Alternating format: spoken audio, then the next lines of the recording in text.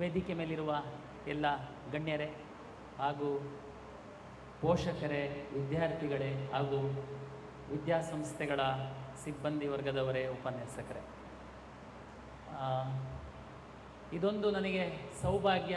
ತಮಗೆಲ್ಲ ಗೊತ್ತಿದೆ, ಪ್ರಜಾವಾಣಿ ಮತ್ತು ಡೆಕ್ಕನ್ ಹೆರಾಲ್ಡ್ ಅಂತಂದರೆ ಒಂದು ಇತಿಹಾಸ. ನಾವೆಲ್ಲ ಸ್ಟೂಡೆಂಟ್ ಆಗಿದ್ದಾಗಿಂದನೂ ಓದಿದ್ದಂತಹ ಪತ್ರಿಕೆ. ಮತ್ತು ಸ್ಪರ್ಧಾತ್ಮಕ ಪರೀಕ್ಷೆ ಬಗ್ಗೆ ಮಾತಾಡೋದಾದರೆ ಆ ಸಂದರ್ಭದಲ್ಲಿ ಬಹುತೇಕ ರಾಜ್ಯದ ಎಲ್ಲ ಸ್ಪರ್ಧಾತ್ಮಕ ಪರೀಕ್ಷೆಗೆ ಸಿದ್ಧತೆ ನಡೆಸುವಂಥವರು ಪ್ರಜಾವಾಣಿ ಓದ್ದೆ ಅಂತೂ ಇರಲಿಕ್ಕೆ ಸಾಧ್ಯನೇ ಇಲ್ಲ.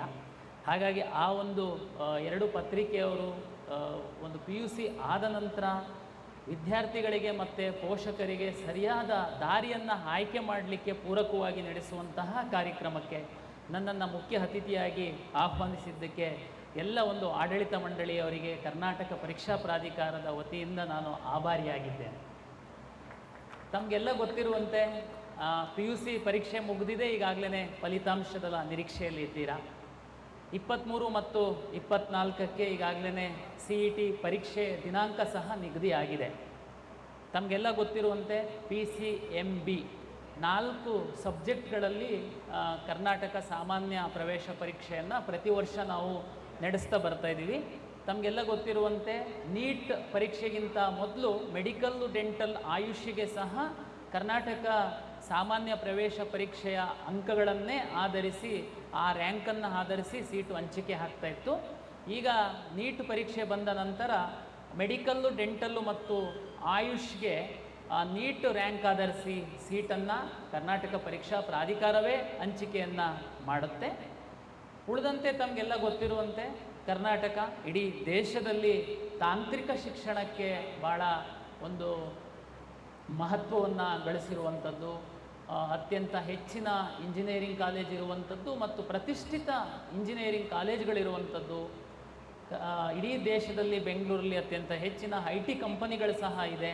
ತಮಗೆಲ್ಲ ಗೊತ್ತಿರುವಂತೆ ದೇಶದ ಎಲ್ಲ ಭಾಗಗಳಿಂದ ಕರ್ನಾಟಕ ರಾಜ್ಯಕ್ಕೆ ಒಂದು ತಾಂತ್ರಿಕ ಶಿಕ್ಷಣವನ್ನು ಕಲೀಲಿಕ್ಕೆ ಬರ್ತಾರೆ.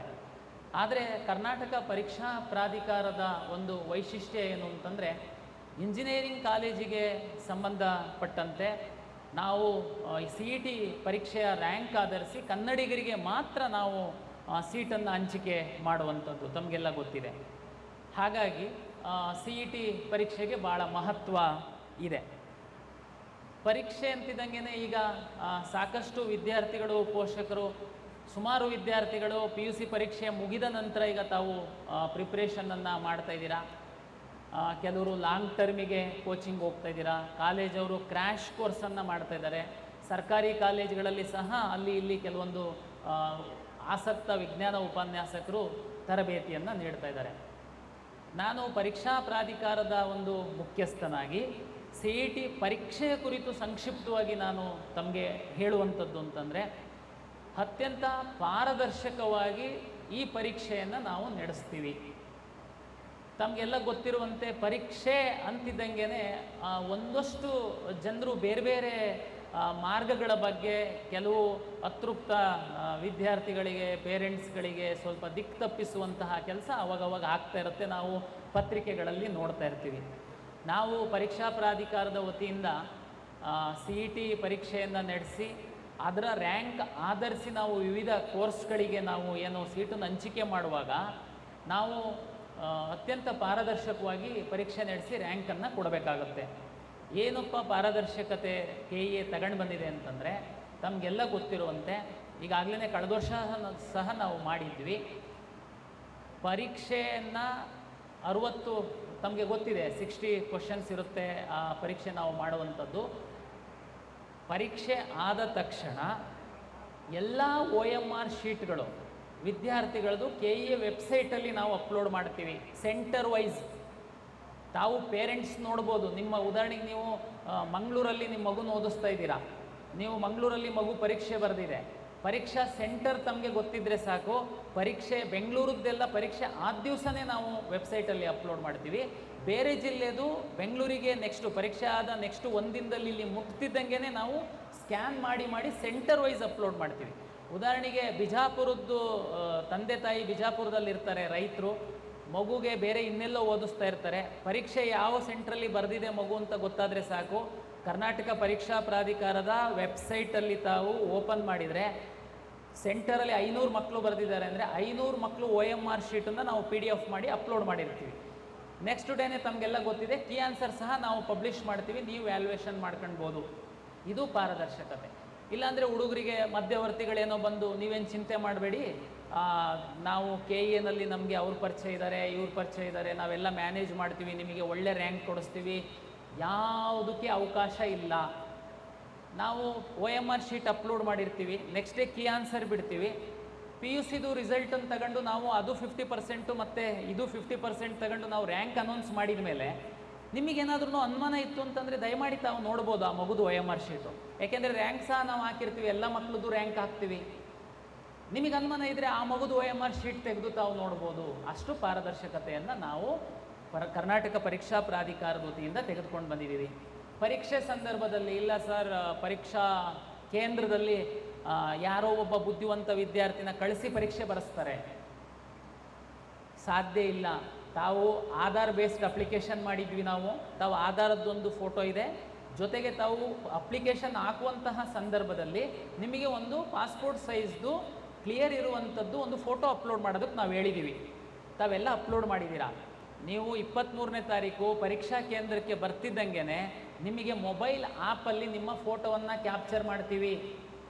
ನೀವು ಆಧಾರಲ್ಲಿ ಹಾಕಿರುವಂತಹ ಫೋಟೋ, ನೀವು ಅಪ್ಲಿಕೇಶನಲ್ಲಿ ಅಪ್ಲೋಡ್ ಮಾಡಿರುವಂತಹ ಫೋಟೋ, ನೀವು ಪರೀಕ್ಷಾ ಕೇಂದ್ರಕ್ಕೆ ಬಂದಿರುವಂಥವ್ರು ನೀವೇನಾ, ಖಾತ್ರಿ ಆದಮೇಲೆ ನಾವು ಪರೀಕ್ಷಾ ಕೇಂದ್ರದೊಳಗಡೆ ನಿಮ್ಮನ್ನು ಪ್ರವೇಶ ಬಿಡುವಂಥದ್ದು. ಏನಾದ್ರೂ ಉದ್ದೇಶಪೂರ್ವಕವಾಗಿ ಏನಾದರೂ ಮಾಡಲಿಕ್ಕೆ ಹೋದರೆ ಅವರು ಪರೀಕ್ಷಾ ಕೇಂದ್ರದ ಒಳಗಡೆ ಹೋಗಲ್ಲ, ಅವರು ಪೊಲೀಸ್ ಸ್ಟೇಷನಿಗೆ ಹೋಗ್ತಾರೆ. ಇದಕ್ಕೆ ಎಲ್ಲ ವ್ಯವಸ್ಥೆಯನ್ನು ನಾವು ಮಾಡಿರ್ತೀವಿ. ಹಾಗಾಗಿ ನಾವು ಎಲ್ಲಿ ಸಹ ಲೋಪ ಆಗದಿಲ್ದಿರೋ ಥರ ಪಾರದರ್ಶಕವಾಗಿ ಪರೀಕ್ಷೆ ನಡೆಸಲಿಕ್ಕೆ ಬೇಕಾದಂತಹ ವ್ಯವಸ್ಥೆಯನ್ನು ನಾವು ಮಾಡಿಕೊಂಡಿದ್ವಿ. ತಮಗೆಲ್ಲ ಗೊತ್ತಿದೆ, 3,50,000 ವಿದ್ಯಾರ್ಥಿಗಳು ಪರೀಕ್ಷೆಯನ್ನು ಬರೀತಾ ಇದ್ದಾರೆ. ಹಿಂದೆಲ್ಲ ಏನಿರ್ತಿತ್ತು ಅಂತಂದರೆ, ಈ ಪರೀಕ್ಷಾ ಕೇಂದ್ರದೊಳಗಡೆ ಹೋಗುವಾಗ ಫ್ರಿಸ್ಕಿಂಗ್ ಮಾಡುವಂಥದ್ದಕ್ಕೆ ಟೀಚರ್ಸಿಗೆ ನೇಮಕ ಮಾಡ್ತಾಯಿದ್ರು. ಟೀಚರ್ಸಿಗೆ ಯಾವುದೇ ರೀತಿ ಫ್ರಿಸ್ಕಿಂಗ್ ಮಾಡುವಂಥದ್ದಕ್ಕೆ ಟ್ರೈನಿಂಗು ಮತ್ತೊಂದು ಆಗಿರಲ್ಲ. ನಾವು ಕಳೆದ ವರ್ಷದಿಂದ ಹೋಮ್ ಗಾರ್ಡ್ಸ್ ಸೇವೆ ತಗೊಳ್ತಾ ಇದ್ದೀವಿ. 100 ವಿದ್ಯಾರ್ಥಿಗಳಿಗೆ ಒಬ್ಬರು ಹೋಮ್ ಗಾರ್ಡ್ಸ್, 1 ಸೆಂಟರಿಗೆ ಒಬ್ಬರು ಇನ್ಸ್ಪೆಕ್ಟರ್. ಹಾಗಾಗಿ ವ್ಯವಸ್ಥಿತವಾಗಿ ನಾವು ಫ್ರಿಸ್ಕಿಂಗ್ ಮಾಡಿ ಒಳಗಡೆ ಬಿಡ್ತೀವಿ. ಅಂದರೆ ಯಾವುದೇ ಮಾಲ್ ಪ್ರಾಕ್ಟೀಸ್ ಆಗಲಿಕ್ಕೆ ಪರೀಕ್ಷೆ ಒಳಗಡೆ ಅವಕಾಶ ಇಲ್ದಿರೋ ಥರ ನಾವು ಪರೀಕ್ಷೆಯನ್ನು ನಡೆಸ್ತೀವಿ. ವಿದ್ಯಾರ್ಥಿಗಳು ಮತ್ತು ಪೋಷಕರಿಗೆ ನನ್ನ ವಿನಂತಿ, ನೀವು ಬೇರೆ ಯಾವುದೇ ಮಾರ್ಗವನ್ನು ನೋಡಬೇಡಿ. ದಯಮಾಡಿ ಹಾರ್ಡ್ ವರ್ಕ್ ಮಾಡಿ. ನಿಮ್ಮ ಮಕ್ಕಳಿಗೆ ಇನ್ನೂ ಸಮಯ ಇದೆ. ಪೂರ್ತಿ ಈ ಸೋಷಿಯಲ್ ಮೀಡಿಯಾ, TV, ಮೊಬೈಲು ಎಲ್ಲದರಿಂದ ದೂರ ಇಟ್ಟು ನೀವು 23ನೇ ತಾರೀಕಿನ ತನಕ ತುಂಬ ನೀವು ಕಷ್ಟಪಟ್ಟು ಓದಿದರೆ ಒಳ್ಳೆ ರ್ಯಾಂಕ್ ಬರುತ್ತೆ. ಆ ಕಡೆಗೆ ಮತ್ತೆ 3ನೇ ತಾರೀಕಿಗೆ ನಿಮಗೆ ನೀಟ್ ಇದೆ. ಯಾರು ನೀಟ್ ಆಸ್ಪಿರೆಂಟ್ಸ್ ಇದ್ದೀರಾ, CET ಒಂದು ನಿಮಗೊಂದು ಪ್ರಿಪ್ರೇಟ್ರಿ ಥರ. ಯಾರು ನೀವು CET ಬರೀತೀರಾ, ನೆಕ್ಸ್ಟು ನಿಮಗೆ ಅದು ಒಂದು ಮಾಕ್ ಎಕ್ಸಾಮ್ ಥರ ಆಗುತ್ತೆ. ನೀವು ನೀಟ್ ಸಹ ಚೆನ್ನಾಗಿ ಬರಿಬೋದು. ಒಂದು ವೇಳೆ CETನಲ್ಲಿ ಸ್ವಲ್ಪ ಡಲ್ ಆಯಿತು, ಯಾವುದೋ ಒಂದು ಪೇಪರಲ್ಲಿ ಸ್ವಲ್ಪ ನಿಮಗೆ ಏನು ಚಿಂತೆ ಮಾಡೋ ಅಗತ್ಯ ಇಲ್ಲ. ಯಾಕೆಂದರೆ ಅದು ಒಂದು ಪತ್ರಿಕೆಯ ಮೇಲೆ ನಿಮ್ಮ ರ್ಯಾಂಕು ನಿರ್ಧಾರ ಆಗಲ್ಲ. ಹಾಗಾಗಿ ಯಾವುದೇ ಸಂದರ್ಭದಲ್ಲಿ ತಾವು ನಿರಾಶರಾಗಬಾರ್ದು. ನಿರಂತರವಾಗಿ ನೀವು ಆಶಾಭಾವನೆಯಿಂದ ಮುಂದೋಗಬೇಕು ಅಂತ. ತಮಗೆಲ್ಲ ಗೊತ್ತಿದೆ, ಇಂಜಿನಿಯರಿಂಗ್ ರ್ಯಾಂಕ್ ಕೊಡುವಂಥದ್ದು PUC PCMದು 50% ಮತ್ತು ನಮ್ಮ PCM ಪತ್ರಿಕೆದು 50% ತಗೊಂಡು ನಾವು ಇಂಜಿನಿಯರಿಂಗ್ ರ್ಯಾಂಕನ್ನು ಕೊಡ್ತೀವಿ. ಅಗ್ರಿಕಲ್ಚರ್ದು PCMB ಮತ್ತು ಇಲ್ಲಿ ನಮ್ಮ CET PCMB. ಅದೇ ರೀತಿ ನಿಮಗೆ ವೆಟರ್ನರಿ ಸೈನ್ಸಿಗೆ ಏನಾದರೂ ತಾವು ಬರ್ತೀರಾ ಅಂತಂದರೆ ಅದರಲ್ಲಿ ಓನ್ಲಿ CETದು PCB ಮಾರ್ಕ್ಸ್ ಆಧರಿಸಿ ನಾವು ರ್ಯಾಂಕ್ ಕೊಡುವಂಥದ್ದು. ಹಾಗಾಗಿ ತುಂಬ ವಿದ್ಯಾರ್ಥಿಗಳು ನೀಟ್ ಪರೀಕ್ಷೆ ಬರೀತಾರೆ, ನಮ್ಮ CET ಪರೀಕ್ಷೆ ಬರೆದಿರ್ತಾರೆ. ಹಾಗಾಗಿ ನೀವು PUC ಮಾರ್ಕ್ಸು ಸಹ ಆಧರಿಸಿ ನಮ್ಮ ರ್ಯಾಂಕು ಕೊಡೋದ್ರಿಂದ ನೀವು ಯಾವುದೋ ಒಂದು ಪತ್ರಿಕೆಯಲ್ಲಿ ಸ್ವಲ್ಪ ಡಲ್ ಆದರೆ ನೀವು ನಿರಾಶರಾಗಿ ಉಳಿದ ಪತ್ರಿಕೆಗಳಿಂದ ನೀವು ವಂಚಿತರಾಗಕ್ಕೆ ಹೋಗಬೇಡಿ. ನೀವು ಒಂದು ಹೋದರೆ ಹೋಯ್ತು, ಇನ್ನು 3 ಪತ್ರಿಕೆ ಇರುತ್ತೆ, 2 ಹೋದರೆ ಹೋಯಿತು, ಇನ್ನೂ 2 ಪತ್ರಿಕೆ ಇರುತ್ತೆ. ನೀವು ಕೊನೆ ತನಕ ಅಷ್ಟೇ ಜೋಶಾಗಿ ಓದ್ತು ಅಂತಂದರೆ ನಿಮಗೆ ಒಂದು ಸಾಧನೆ ಮಾಡಲಿಕ್ಕೆ ಸಾಧ್ಯತೆ ಇದೆ. ಓಕೆ, ಪರೀಕ್ಷೆ ಆಯಿತು. ಇಡೀ ದೇಶದಲ್ಲಿ ಕರ್ನಾಟಕದಲ್ಲಿ ಮಾಡುವಂತಹ ಕೌನ್ಸಿಲಿಂಗು ಒಂದು ಮಾದರಿ ಕೌನ್ಸಿಲಿಂಗ್. ತಮಗೆಲ್ಲ ಗೊತ್ತಿದೆ ಏನಾಗುತ್ತೆ, ಕೆಲವು ರಾಜ್ಯಗಳಲ್ಲಿ ಉದಾಹರಣೆಗೆ ಮಹಾರಾಷ್ಟ್ರನೇ ನಾವು ತೆಗೆದುಕೊಂಡ್ರೆ ಫಾರ್ಮ್ ಸೈನ್ಸಿಗೆ ಸಪ್ರೇಟ್ ಎಕ್ಸಾಮ್, ಸಪ್ರೇಟ್ ಕೌನ್ಸಿಲಿಂಗ್. ಇಂಜಿನಿಯರಿಂಗಿಗೆ separate exam, separate counselling. But ಕರ್ನಾಟಕದಲ್ಲಿ ಮತ್ತು ಎಲ್ಲದಕ್ಕೂ ಸಹ ಅವರು ಸಪ್ರೇಟ್ ಮಾಡ್ತಾರೆ. ನೀಟ್ ರಿಸಲ್ಟ್ ತಗೊಂಡ್ಬಿಟ್ಟು ನೀಟಿಂದು ಸಪ್ರೇಟ್ ಮಾಡ್ತಾರೆ. ಕರ್ನಾಟಕದಲ್ಲಿ ನೋಡಿ, ಸಿ ಇ ಟಿ ಎಕ್ಸಾಮನ್ನು ನಾವು ಮಾಡಿ, ಸಿ ಇ ಟಿ ಪರೀಕ್ಷೆ ಮತ್ತು PUC ಮಾರ್ಕ್ಸನ್ನು ಆಧರಿಸಿ ನಾವು ಇಂಜಿನಿಯರಿಂಗ್, ಫಾರ್ಮ್ ಸೈನ್ಸ್, ವೆಟರ್ನರಿ ಮತ್ತು ನಿಮಗೆ B pharma D, BSc nursing, allied health sciences, ಇದು ಎಲ್ಲದಕ್ಕೆ ನಾವು ಪ್ರತ್ಯೇಕ ರ್ಯಾಂಕನ್ನು ಕೊಟ್ಟು ಸೀಟನ್ನು ಅಲಾಟ್ ಮಾಡ್ತೀವಿ. ನೀಟ್ ರ್ಯಾಂಕನ್ನು ತಗೊಂಡು MBBS, ಡೆಂಟಲ್ಲು ಮತ್ತು ಆಯುಷ್ಗೆ ನಾವು ಸೀಟ್ ಅಲಾಟ್ ಮಾಡುವಂಥದ್ದು. ನೀವು ಅರ್ಥ ಮಾಡಿ, ನಮ್ಮ ಪೇರೆಂಟ್ಸ್ ಹೇಗಿದ್ದಾರೆ ಅಂದರೆ, ಅವ್ರದ್ದು ದಿ ಬೆಸ್ಟು ಫಸ್ಟು ಆಯ್ಕೆ ಮೆಡಿಕಲ್, ಸಿಕ್ಕಿಲ್ಲ ಅಂತಂದರೆ ನೆಕ್ಸ್ಟು ಡೆಂಟಲ್ಲು, ಅದು ಸಿಕ್ಕಿಲ್ಲ ಅಂತಂದರೆ ಇಂಜಿನಿಯರಿಂಗ್, ಈ ಥರದ್ದು ಮನಸ್ಥಿತಿ ಇರುವಂಥದ್ದು. ಹಾಗಾಗಿ ನಾವು ಕಂಬೈನ್ಡ್ ಸೀಟ್ ಅಲಾಟ್ಮೆಂಟ್ ಮಾಡೋದ್ರಿಂದ ಇದು ನಮ್ಮ ಕನ್ನಡಿಗರಿಗೆ, ಕರ್ನಾಟಕದ ವಿದ್ಯಾರ್ಥಿಗಳಿಗೆ ಅನುಕೂಲ ಆಗುತ್ತೆ. ಕೆಲವರು ಹೇಳ್ತಾರೆ, ಇಲ್ಲ ಸರ್ ನಾನು ಬರೀ ಮೆಡಿಕಲ್ಲಿಗೆ ಹೋಗುವಂಥದ್ದು, ನೀವು ಇಂಜಿನಿಯರಿಂಗ್ ಸೀಟ್ ಮ್ಯಾಟ್ರಿಕ್ಸ್ ಬಂದಿಲ್ಲ, ಡಿಲೇ ಆಗ್ತಾ ಇದೆ, ನಮಗೆಲ್ಲ ಸುಮ್ಮನೆ ಕಾಯಿಸ್ತಿರಲ್ಲ ಸರ್. ಕೆಲವರು, ಇಲ್ಲ ಸರ್ ನಾನು ಬರೀ ಇಂಜಿನಿಯರಿಂಗ್ ಹೋಗುವಂಥದ್ದು, ನಾನು ಮೆಡಿಕಲ್ ನೀಟ್ ಎಕ್ಸಾಮೇ ಬರೆದಿಲ್ಲ, MCC ಅವರು ಮೆಡಿಕಲ್ದು ಡೇಟ್ ಕೊಡುವಂಥದ್ದು, ಅವರಿಗೋಸ್ಕರ ನಮಗೆಲ್ಲ ಕಾಯಿಸ್ತಿರಲ್ಲ ಸರ್. ಏನು ಚಿಂತೆ ಮಾಡಬೇಡಿ, ನೀವು 1 ತಿಂಗಳು ಅಥವಾ 1.5 ತಿಂಗಳು ಈ ಎಂಟೈರ್ ಪ್ರೋಸೆಸ್ಸಿಗೋಸ್ಕರ ನೀವು ಕಾದರೆ, ಇಲ್ಲ ನೀವು ಬೇಗ ಇಂಜಿನಿಯರಿಂಗ್ ಸೀಟಲ್ಲಿ ಅಡ್ಮಿಷನ್ ಮಾಡ್ಕೊಂಡು ಹೋಗ್ಬಿಟ್ರೆ ನಿಮಗೇನು ಅವ್ರು ಪಾಠ ಮಾಡಲ್ಲ. ಎಲ್ಲ ನಿಮ್ಮದು ಟೈಮ್ ಟೇಬಲ್ ಕೊಡುವಂಥದ್ದು ಮೆಡಿಕಲ್ಲಿಗೆ NMC ಅವರೇನೆ ಕೊಡ್ತಾರೆ, ನಾವು AICT ಅವರು ಇಂಜಿನಿಯರಿಂಗಿಗೆ ಕೊಡ್ತಾರೆ. ಹಾಗಾಗಿ ನಾವು ಎಲ್ಲರ ಹಿತದೃಷ್ಟಿಯನ್ನು ನೋಡಬೇಕಾಗತ್ತೆ. ಹಾಗಾಗಿ ಕರ್ನಾಟಕದ್ದು ಕಂಬೈನ್ಡ್ ಕೌನ್ಸಿಲಿಂಗ್ ಏನಿದೆ ದಿ ಬೆಸ್ಟ್ ಇದೆ. ದಯಮಾಡಿ ಎಲ್ಲರೂ ಈ ನಿಟ್ಟಲ್ಲಿ ಹೋಗಬೇಕಂತ. ಓಕೆ, ನೆಕ್ಸ್ಟು ಈಗ ಕೆಲವು ಕಾಲೇಜ್ಗಳವರು ಈಗಾಗಲೇ ಅಡ್ಮಿಷನ್ ಶುರು ಮಾಡಿಬಿಟ್ಟಿದ್ದಾರೆ. ತುಂಬ ಪೇರೆಂಟ್ಸಿಗೆ ಈ ಅಡ್ಮಿಷನ್ಸ್ ಹೇಗಾಗುತ್ತೆ, ಸರ್ಕಾರ ಅಂದರೆ ಬರೀ ಸರ್ಕಾರಿ ಕಾಲೇಜಿಗೆ, ಪ್ರೈವೇಟ್ ಕಾಲೇಜರೆಲ್ಲ ದೊಡ್ಡ ದೊಡ್ಡ ಅಡ್ವರ್ಟೈಸ್ಮೆಂಟ್ ಕೊಡ್ತಾ ಇದ್ದಾರೆ, ನಾವು ಹೋಗಿ ಅಡ್ಮಿಷನ್ ಆಗಿಬಿಡೋಣ. ನಾನು ನಿಮಗೆ ಕೌನ್ಸಿಲಿಂಗ್ ಬಗ್ಗೆ ಒಂದು ಹೇಳುವಂಥದ್ದಂದರೆ, ಕರ್ನಾಟಕ ರಾಜ್ಯ ಸರ್ಕಾರ ಹಾಗೂ ಎಲ್ಲ ಖಾಸಗಿ ಕಾಲೇಜುಗಳ ಒಂದು ಉದಾರ ಮನಸ್ಸಿನಿಂದ ಸರ್ಕಾರ ಮತ್ತು ಅವರ ಒಂದು ಅಸೋಸಿಯೇಷನ್ ಮಧ್ಯೆ ಅಗ್ರಿಮೆಂಟ್ ಆಗಿದೆ.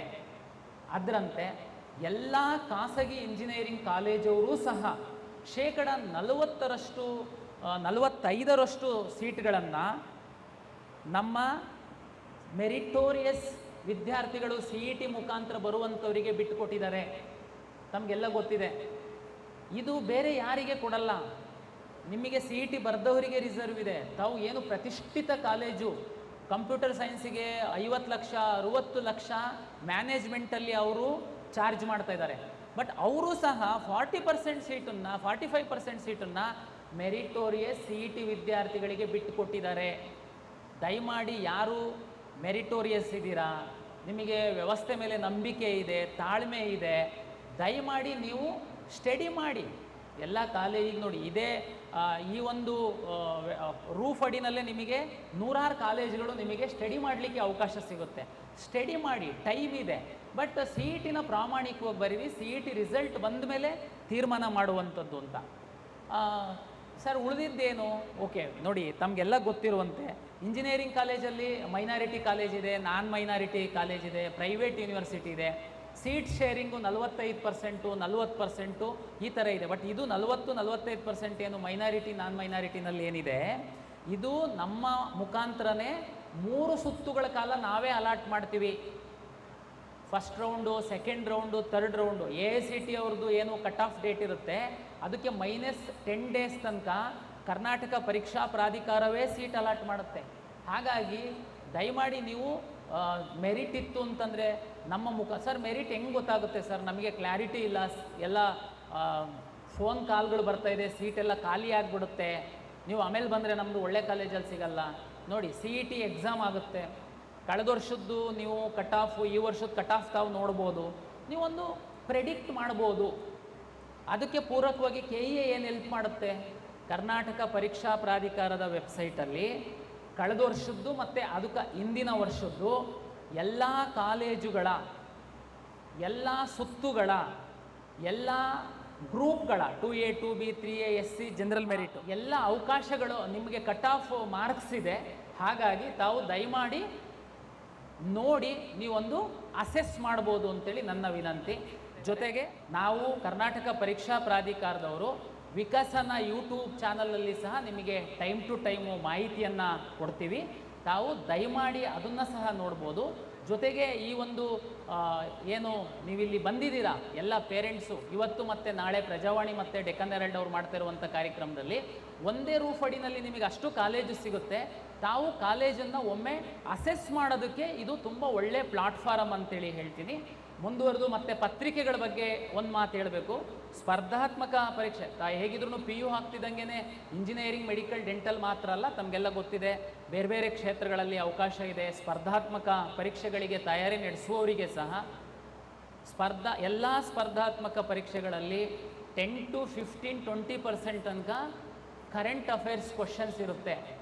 ನೀವು ಯಾರು ಪ್ರಜಾವಾಣಿ ಪತ್ರಿಕೆಯನ್ನು ಓದ್ತೀರಾ, ನೀವು ನೆಕ್ಸ್ಟು ನಡೆಯುವಂತಹ ಯಾವುದೇ ಇಲಾಖೆಗಳ ಅಂದರೆ ಕೇಂದ್ರ ಸರ್ಕಾರದ್ದಿರ್ಬೋದು, ರಾಜ್ಯ ಸರ್ಕಾರದ್ದಿರ್ಬೋದು, ಕರೆಂಟ್ ಅಫೇರ್ಸು ಕ್ವಶನ್ಸ್ ನೋಡಿದರೆ ಈ ಪತ್ರಿಕೆಯಲ್ಲಿ ಏನು ಕವರ್ ಆಗುತ್ತೆ, ವರದಿಗಳು ಬರುತ್ತೆ, ಅದು ದಾಟಿ ಇರಲಿಕ್ಕೆ ಸಾಧ್ಯ ಇಲ್ಲ. That is current affairs.